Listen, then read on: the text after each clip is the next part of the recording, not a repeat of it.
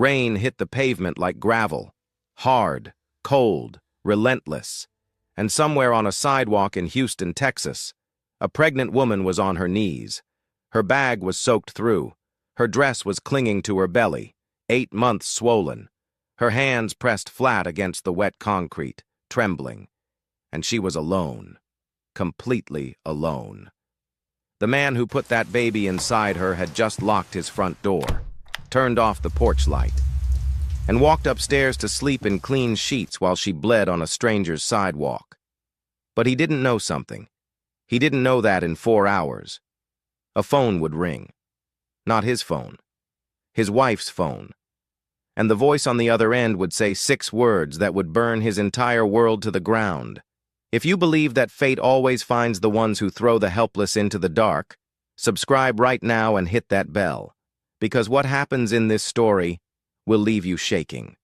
2 years before that rainy night, nobody in River Oaks would have believed this story, not a word of it, because from the outside, Tendai and Sophia looked like everything love was supposed to be.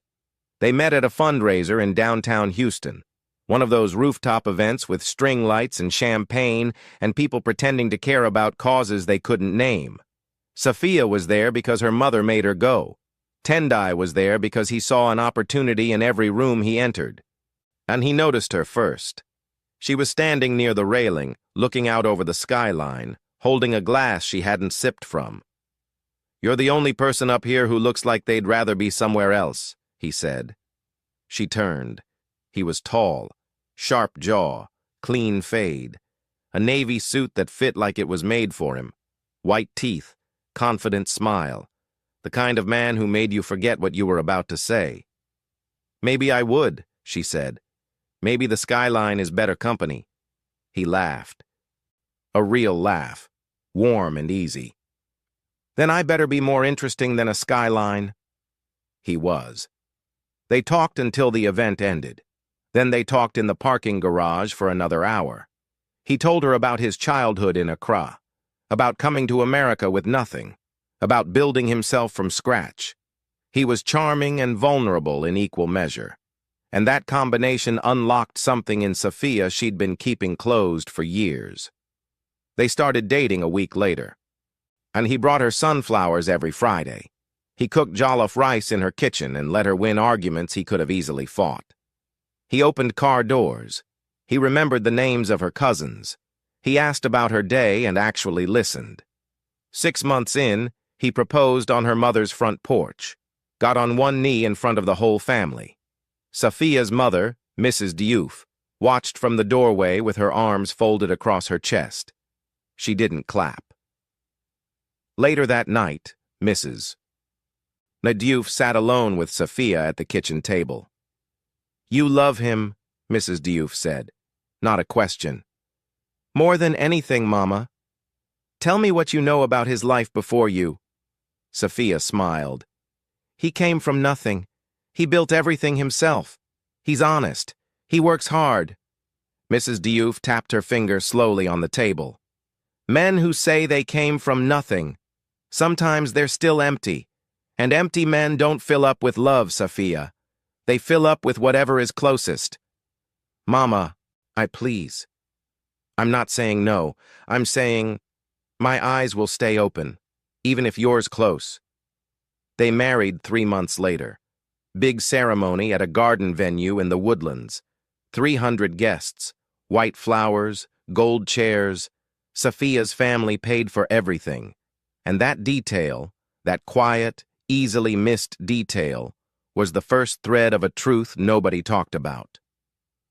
The house on Riverside Lane was a 5-bedroom estate tucked behind a row of live oak trees.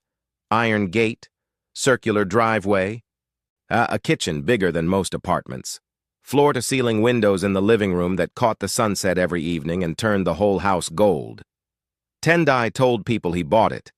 At dinner parties, he'd lean back in his chair and say things like, "When I first saw this house, I told the realtor I'd take it before the tour was done." People were impressed. Men shook his hand harder. Women smiled at Sophia like she'd won the lottery. But the house was purchased by the Diouf Family Trust. Cash. 18 months before the wedding. The cars, both of them, leased through the trust. The brokerage account Tendai checked every morning on his phone, seeded with Diouf Capital. The company Tendai ran, a logistics consulting firm called Pinnacle Route Solutions, had one major client, Diouf Allied Construction, Sophia's family's company. Without that contract, Pinnacle didn't exist. Tendai wasn't a self-made man. He was a man standing on a stage someone else built. And the spotlight was so bright, he forgot the stage wasn't his. But there was one person who never forgot. Mrs. Diouf kept records of everything. Every dollar that moved, every account that opened, every contract that Pinnacle signed with Diouf Allied. She tracked it all in a leather binder she kept locked in a fireproof safe in her closet. She wasn't waiting for Tendai to fail. She was waiting to see if he was real. Things were about to get heavier, and the weight would fall on the smallest shoulders in that house. Halima arrived on a Tuesday in September. Quiet, 19 years old, thin frame, big dark eyes that looked at everything like she was memorizing it. She carried one suitcase and wore a dress her grandmother had sewn by hand in their village outside Bamako. She'd come to America on a work visa sponsored by a family friend. That friend connected her with Sophia, who was looking for someone to help around the house. And Halima spoke French and Bambara. Her English was soft and broken, but getting stronger every day. Sophia took to her immediately. "You remind me of my younger sister," Sophia told her that first week. She showed Halima her room, not a closet, not a corner. A real room with a window, a bed with clean sheets, and a small vase of yellow flowers on the nightstand. Halima touched the flowers like they were made of glass. "For me? For you." They became close fast. Sophia taught Halima English words while they cooked dinner together. Halima taught Sophia how to make thiboudien, a Senegalese fish and rice dish that made the whole house smell like home. On Sunday evenings, Sophia braided Halima's hair in the living room while they watched movies with the volume low. In a city where Halima knew no one, Sophia became her only family. "You are too kind to me," Halima said one night, her voice trembling. Nobody has ever been this kind to me." Sophia held her hand. "This is what we do. We take care of each other." Tendai watched all of this from a distance. He said the right things, nodded at the right times, but his eyes were doing something else, something Sophia didn't notice, but Halima did. He had one rule left to break, and he was already halfway there. It started the first time Sophia traveled to Dallas to visit her mother. A 3-day trip, routine. And she kissed Tendai at the door, hugged Halima, told them both she'd be back Friday. The first night, nothing happened. Tendai stayed in his office. Halima cleaned the kitchen and went to her room early. The second night, he knocked on her door. "Halima, come sit with me. I don't like being in this house alone." She hesitated. Something in his voice felt different, heavier. She came to the living room. He poured 2 glasses of wine. She told him she didn't drink. "Just sit with me then. Talk to me." They talked. He asked about her family, her dreams, her fears. He leaned closer as the hours passed. His hand brushed her arm. She pulled away gently. "Mr. Tendai, I don't think... You can call me Tendai. We're family, aren't we?" She went back to her room that night with her heart pounding. Something was wrong. She could feel it in the air like a shift in temperature. The third night, he didn't knock. He just opened the door. "Tendai, please, nobody will know. I can't do this. Sophia and I are finished. The marriage is over. We're only together on paper. She doesn't love me. She never did." Halima looked into his eyes. She saw something that scared her. Not anger, not lust. Calculation. The cold, smooth mechanics of a man who had done this before. "If you tell her," he said, his voice dropping low, "who do you think she'll believe? Her husband? Or the maid?" Halima's hands went cold. She was 19, alone, in a country where she barely spoke the language. Her visa was tied to this household. If she was fired, she had nowhere to go. No family, no savings, no safety net. Tendai knew all of this. He had counted on it. What happened that night, and the nights after, was not a choice Halima made. It was a trap she couldn't escape, built by a man who mistook power for permission. The next 5 months moved in 2 directions at once. On the surface, the house on Riverside Lane looked the same. Beautiful, warm, welcoming. Tendai kissed Safia in the kitchen every morning. Halima served breakfast with steady hands. The neighbors saw nothing wrong, but underneath, everything was rotting. Halima stopped smiling. She moved through the house like a shadow. She lost weight. Her eyes stayed on the floor. She flinched when doors opened behind her. Safia noticed. "Halima, are you okay? You've been so quiet lately." "I'm fine. I just tired." "You'd tell me if something was wrong, right?" Halima looked at her. The woman who braided her hair, who put flowers on her nightstand, who called her family. She opened her mouth, then closed it. "Yes, I would tell you." She didn't. Then the morning sickness started, and it wouldn't stop. Halima spent 3 consecutive mornings throwing up in the bathroom before dawn. She tried to hide it, but her body was changing too fast. Her belly was rounding, her breasts were swollen, and her exhaustion deepened into something that sleep couldn't fix. She bought a pregnancy test from a drugstore on her day off, hands shaking so hard she could barely open the box. 2 pink lines. She sat on the bathroom floor and pressed both hands over her mouth to keep from screaming. That evening, she told Tendai. She expected panic. She expected anger.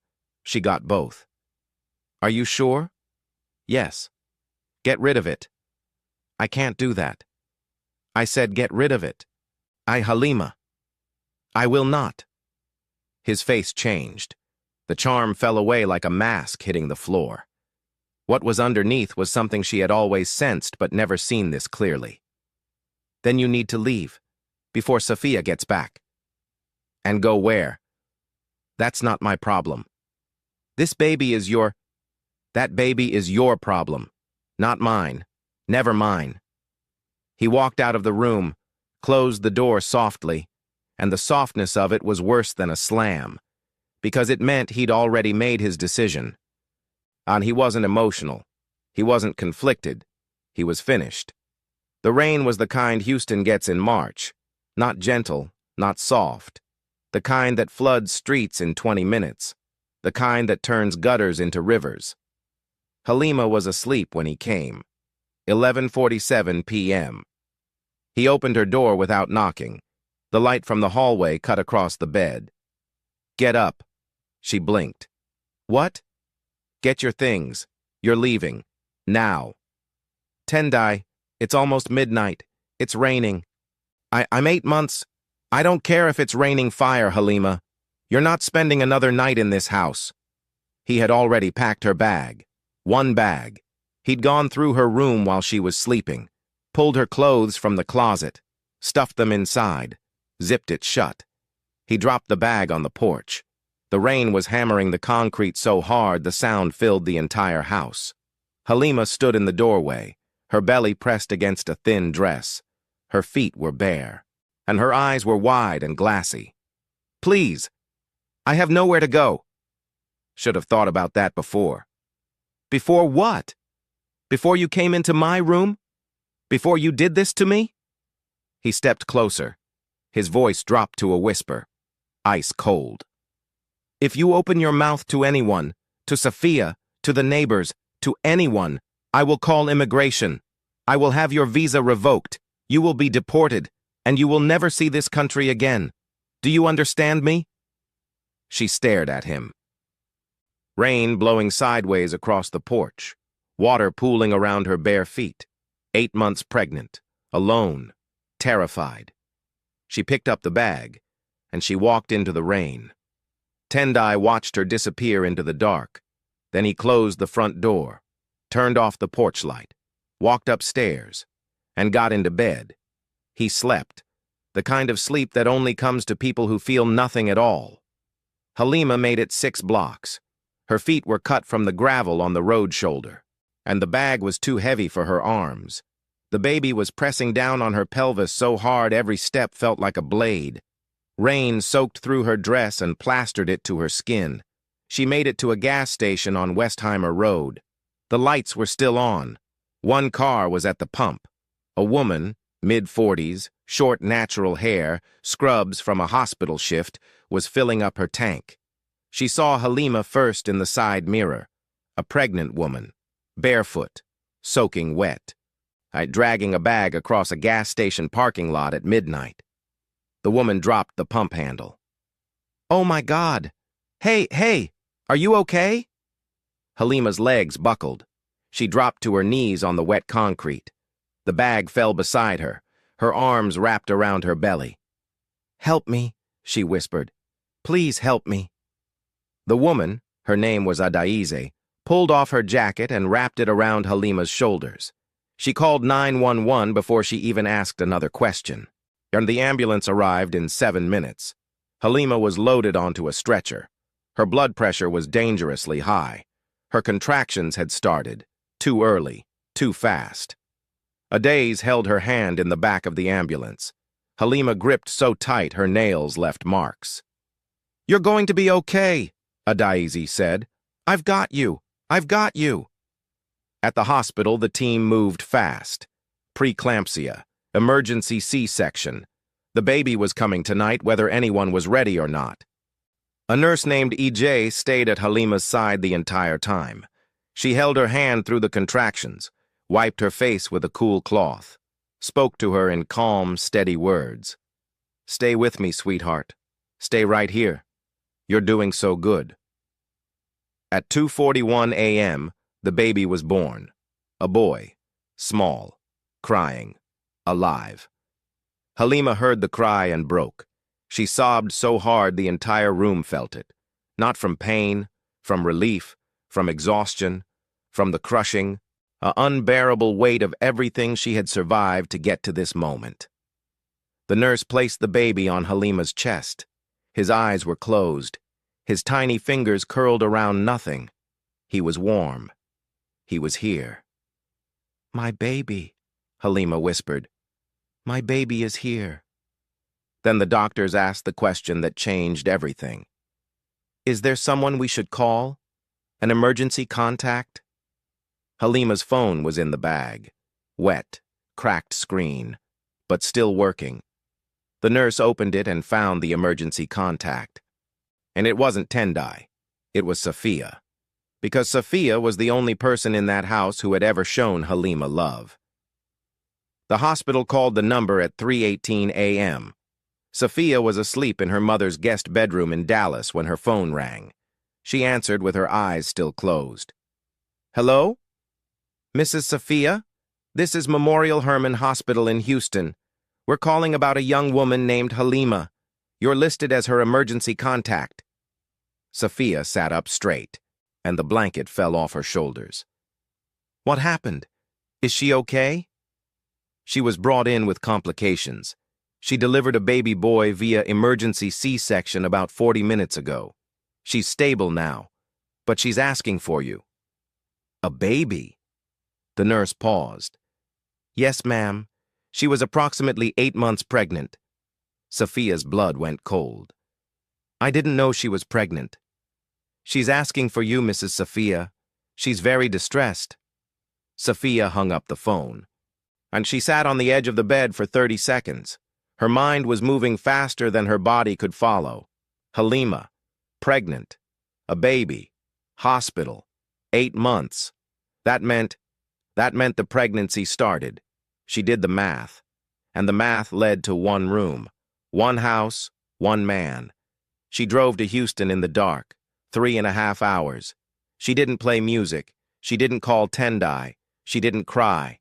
She just drove, her hands locked on the steering wheel, her jaw tight, and her chest burning with something she couldn't name yet.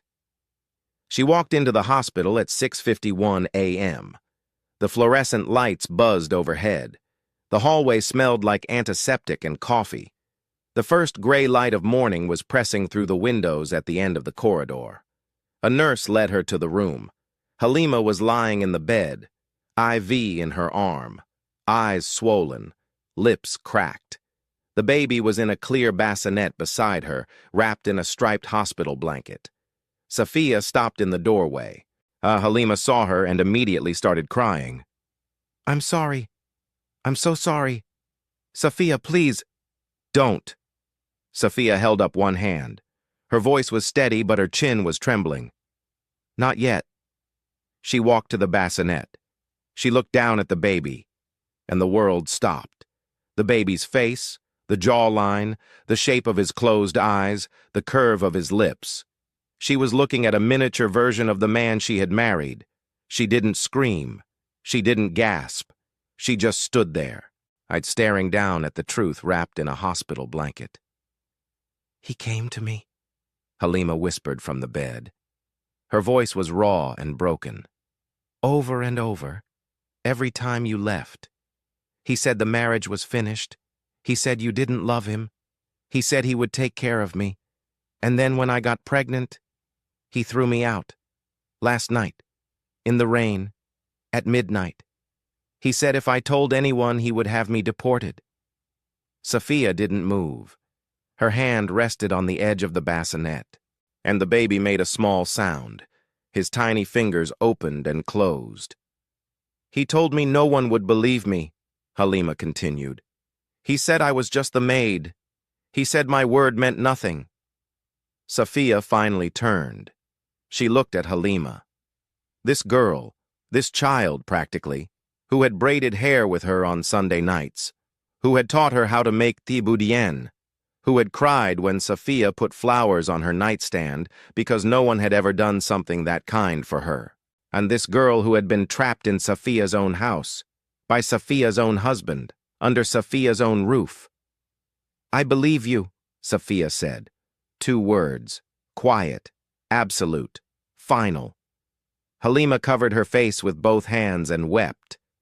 "If this story is making your blood boil right now, if you can feel the fire building in your chest, you're exactly where you need to be. Stay with me, because what Sophia does next will change the way you see strength forever." Sophia stepped out of the hospital room, and she walked to the end of the hallway. She stood by a window where the morning light was now flooding through the glass, and she called her mother. It rang twice. "Mama?" "Sophia, what's wrong?" "Halima is in the hospital. She had a baby. It's 10 days." A pause. 3 seconds. Then Mrs. Diouf's voice came back, low, calm, and sharp as a blade. "I know." Sophia's hand tightened on the phone. "What do you mean you know?" "I've known for 11 months. I hired a private investigator the day after your first anniversary. I told you my eyes would stay open, Sophia. They never closed. You knew he was sleeping with her and you didn't tell me? I didn't know about Halima specifically until 4 months ago. What I knew before, that was worse. Your husband has been draining the accounts, slowly, carefully, redirecting funds from Pinnacle into personal accounts your name isn't on. He rented an apartment in Midtown, furnished it. A 1-bedroom on the 14th floor. Sophia pressed her forehead against the cold window glass. "There's more," Mrs. Diouf said. "Halima isn't the first. Before her there was a young woman named Keza who worked in your home for 3 months before you hired Halima. She left suddenly. Do you remember? He said she found another job. She didn't. He made her leave. Same pattern. Same threats." Silence. "I have everything, Sophia. Bank records, surveillance photos, the apartment lease, Keza's statement. And now, Halima and the baby. Every piece of evidence is documented, time-stamped, organized. It's been sitting in my safe for months. Why didn't you show me? Because I needed you to see it yourself first. If I had come to you with a folder, you would have defended him. You would have doubted me. You needed to stand in that hospital room and see that baby's face with your own eyes. And now you have. Sophia's tears finally fell. Silent. Hot. Running down her face and dropping onto the hospital windowsill. What do I do, Mama? You do what our family has always done. You protect what's yours, and you remove what doesn't belong. I don't know if I'm strong enough. You are Kwabena Diouf's granddaughter. You are strong enough to do anything. Sophia wiped her face. She took a long breath, and something shifted inside her. The sadness didn't disappear, but something harder rose up beside it. Something cold, something precise. It's something that had been waiting behind her gentleness this entire time. Send me the attorney's number, Sophia said. Already texting it. She hung up. She looked at her reflection in the window. Red eyes, wet cheeks, jaw set like stone. The woman who walked back down that hallway was not the same woman who had walked up it 5 minutes ago. Sophia made 4 phone calls in the next 2 hours. The first was to Mr. Asante, the Diouf family's attorney for 23 years. And he answered on the first ring because Mrs. Diouf had already called him. I have everything your mother compiled. I'll have the divorce petition filed by noon. Emergency motion to freeze all accounts connected to Pinnacle Root Solutions. Full forensic audit requested. Protective order for you and Halima. Can we change the locks? The house is owned by the Diouf Family Trust. His name has never been on the deed. You can change the locks today. The second call was to a locksmith. Every lock on the house, front door, back door, garage, side gate, changed by 2 p.m. The third call was to Diouf Allied Construction's chief financial officer. She instructed him to terminate all contracts with Pinnacle Root Solutions effective immediately. No warning, no grace period. But Mrs. Sophia, your husband, he is not my husband. He is a contractor who no longer has a contract. Process it. The fourth call was to Tendai. He answered casually. Hey, babe. How's your mom? Come home tonight. Everything okay? Come home, Tendai. He heard something in her voice. Something he'd never heard before. Something that made the back of his neck go cold. I'll be there by 7. She hung up without saying goodbye. Tendai pulled into the driveway at 7:12 p.m. The first thing he noticed was the garage door. It didn't open. He pressed the remote again. Nothing. He got out of the car, walked to the front door, put his key in the lock. And it didn't turn. He tried again. Again. His hand started shaking. Then he saw the envelope. It was taped to the door at eye level. A thick manila envelope. His name written across the front in black ink. He tore it open. Inside were 3 documents. The first was a divorce petition, filed that morning, signed by Mr. Asante. The second was a restraining order, effective immediately. He was prohibited from entering the property, contacting Sophia, or coming within 500 feet of Halima or the baby. The third was a printed spreadsheet. Every transaction, every transfer, every dollar he had funneled from the business into his hidden accounts, every payment on the Midtown apartment, every lie turned into a line item. At the very bottom of the spreadsheet, someone had handwritten a single sentence in red ink. This house was never yours. Mrs. Diouf. Tendai's legs went soft. He sat down on the porch step. And the same porch where he used to greet guests with a handshake and a smile, the same porch where he told people this was his house, his life, his empire. The sprinklers kicked on across the lawn. The evening light was fading. A neighbor walked a dog across the street and glanced over without stopping. Tendai pulled out his phone. Called Sophia. It went straight to voicemail. He called again. Voicemail. He called Mrs. Diouf. She answered on the second ring. Mrs. Diouf, please. Let me explain. I made a mistake. A mistake is forgetting to turn off the stove, Tendai. What you did was calculated. What you did was patient. What you did was cruel. Her voice was even, measured, like reading a verdict. You pursued a 19-year-old girl under my daughter's roof. You threatened her. You used her. And when she carried your child, you threw her into the rain at midnight and told her she was nothing. Silence. You entered my family with nothing. We gave you a home, a business, a name, and you poisoned all of it. She paused. Now you leave the same way you came in, with nothing. The line went dead.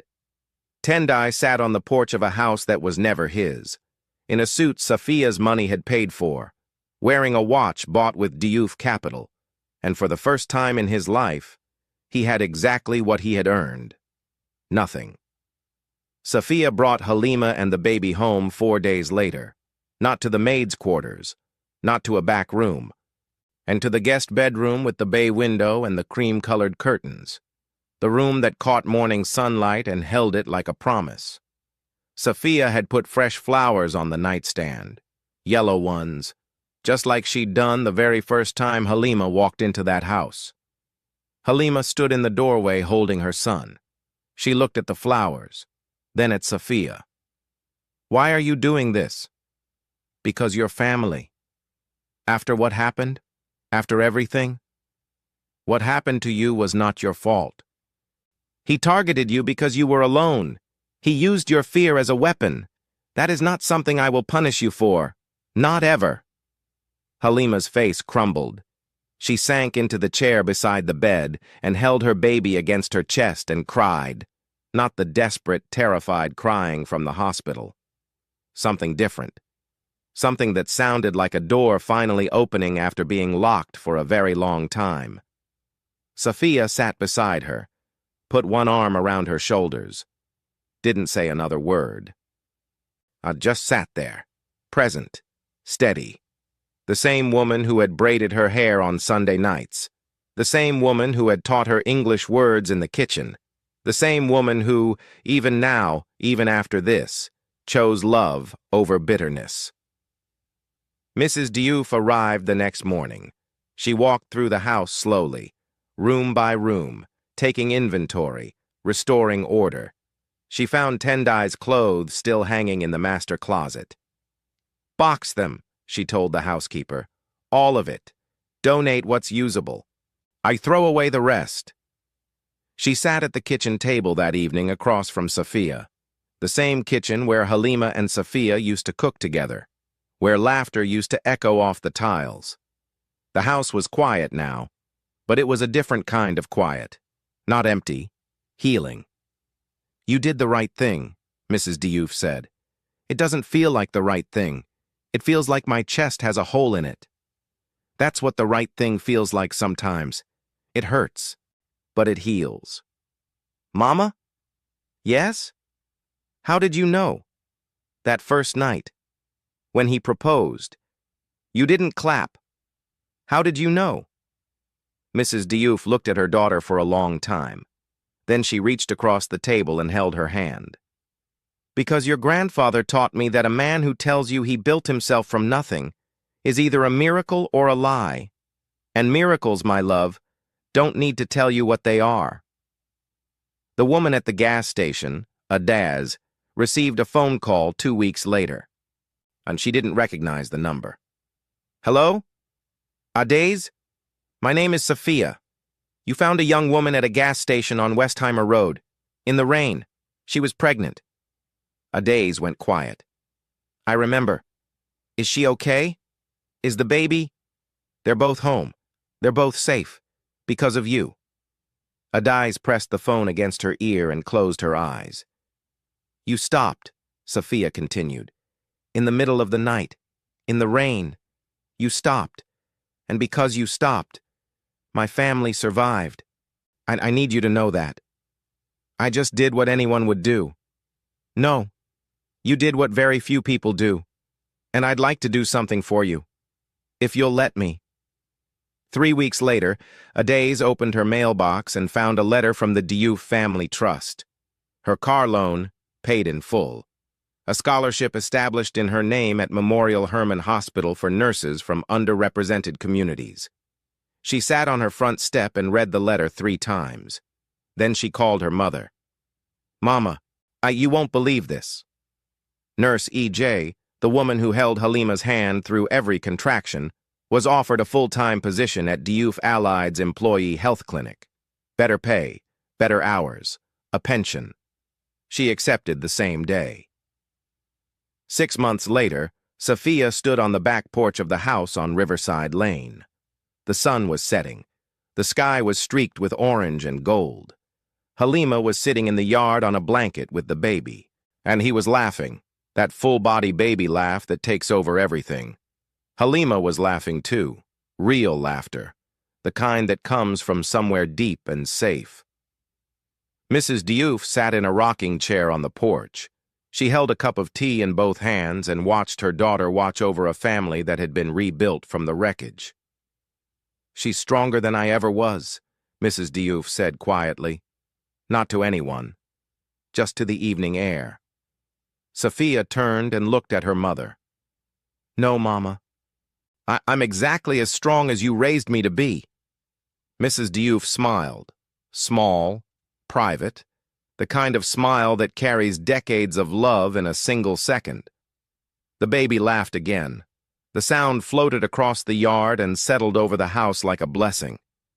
"You know, Tendai thought midnight would hide him. He thought the rain would wash away his cruelty. He thought that a locked door and a turned-off porch light would be enough to erase what he did. But fate doesn't sleep, and fate was awake at 11:47 when he threw that bag on the porch. Fate was awake at midnight when Halima fell to her knees on a gas station sidewalk. And fate was wide awake at 3:18 in the morning when a hospital called the one number that would unravel everything. If this story left a mark on you, if you felt something rise up inside you that won't sit back down, then you are exactly where you belong. Subscribe. Hit that notification bell. Because on this channel, the selfish always lose. The gentle always rise, and the ones who throw people away in the dark, they always end up standing alone in the light with nothing.